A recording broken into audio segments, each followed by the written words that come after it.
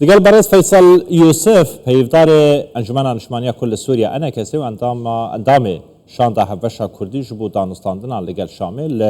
باشير قامش وديد قال مدى بيتن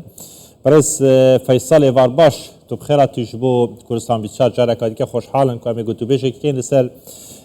يك ريزيا كردانو ايتر قلتو بيشن كردان دقال شامل و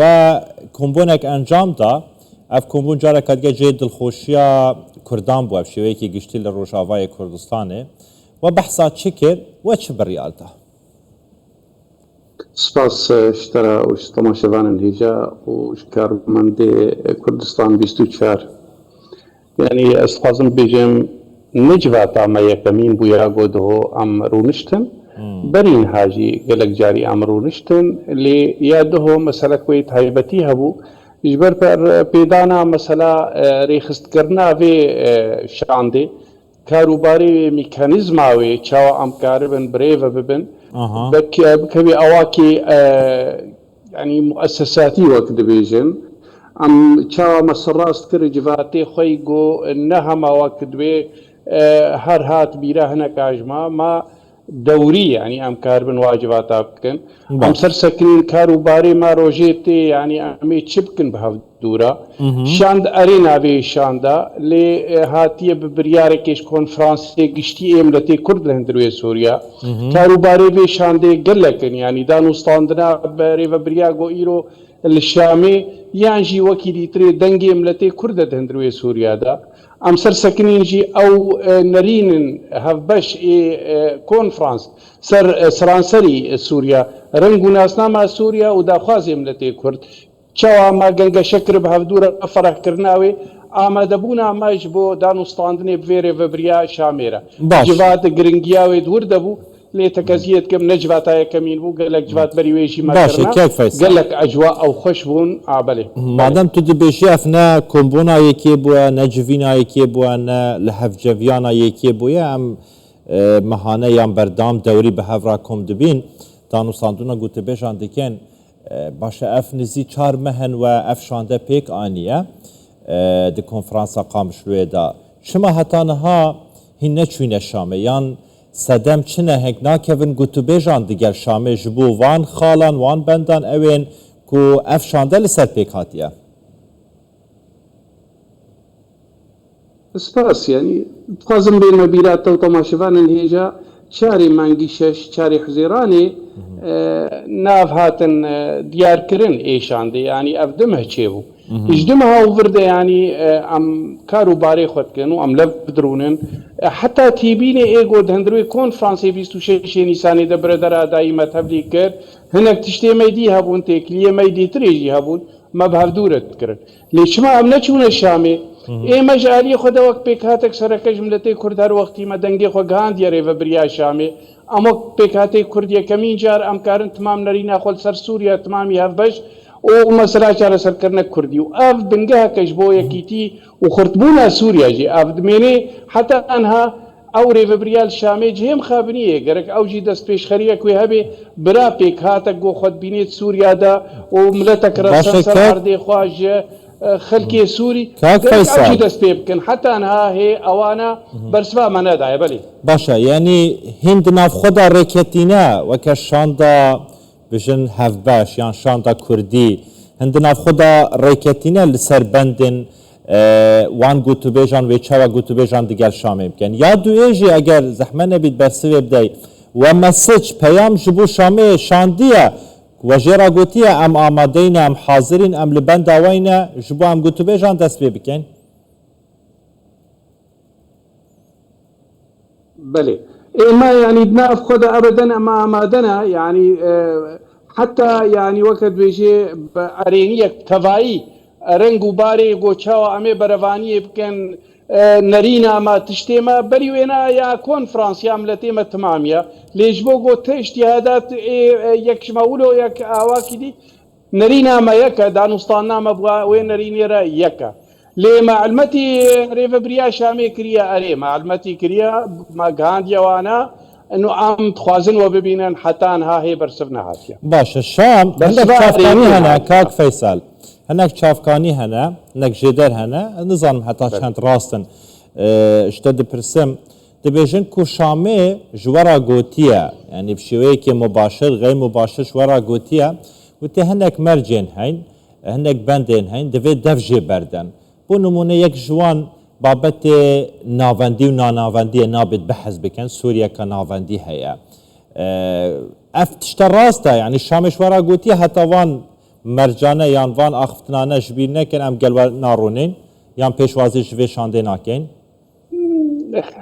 هناك أنا أضاء تشتات سري خد بيجن يعني ليفبريا شامع المتي ما نكريا مثلا أنه دوينا نافندي والنبي بيجن دو بيلبو بلكي يعني هناك برفرسكي واجي بر أمريكا خارجية أمريكي ده شوني أمريكي دبيجي مثلا نافندي ورنجك شيء أم ندجينا على كل اواب خو علمتي ما نكريا انه دوي ونفي مساله هلينن لي ماجي وقتي ام بيجن نافندي ام دبيجن ولاتي سوريا وايران بو سردستي ريجيمك نافندي تذكر ايما ام دبيجن دوي ام لفكرنا كيف كان ونريني ما وك ملتي كرد وك سوري بشكي نهندك سوري ام سوري نو ام كردنجي حقي ما هي ام لينا خسرنجي دولتي وناسنا ما يبدن وقتی ام بیشن نافندیجی دیالوگی و دانستاندنی ام بیشن یا باش ولاتی مرا امی لفکن باشه کاک فیصل تا گوت ام دناف خدا و کشان ام ریکتینه حتما هنگ نهار ریکتن و کریه و چند خال ریس کرینه و چند بند ریس کرینه جبو ویکی گوتو بیشان دیگر شامه بکم ست کارش مرا بیشش بلی بابت ناوندی و ناناوندی چون کرد دیگر ناناوندی دانه جبلی ویم بابتی ام مجاری دیکه چنه اف خالدن چنه و ریس کرینه که هین گوتو بیش بکن دیگل شامه اگه برسوا و بدتن جبو پیشوازی کرنه ریس کرنا او نا عمي وقت بيجيد قونا غاب بري قو عم بكهن الجمع ترتيب لي تشتكها او تشتيقو ارينيا كونفرانس كسك شمال نكاري جي درباس ببي ثاني هناك مسألة يكو دو سيو شار أواقو الباي هاف كيجان الباي كيجاني بلكي أواقو عم صرت ساكنون وملفك يعني تا وقت بيجي نريني جدد ناف مدنيين ليه نرينا كونفرانسا يا عملتي كردا دا خوازي ملتي ما قدوي بما في بيكرن دستور دا سوريا كنا نافندي دا سياستي أبيقو بري سرهاتنا مشاندن كمرا عربية إحصاء قانونات شلونها قد ذكرنا عثماني ما تمام في بين اهلانين بقاسي ويناجي وهدان بدفري ما ببي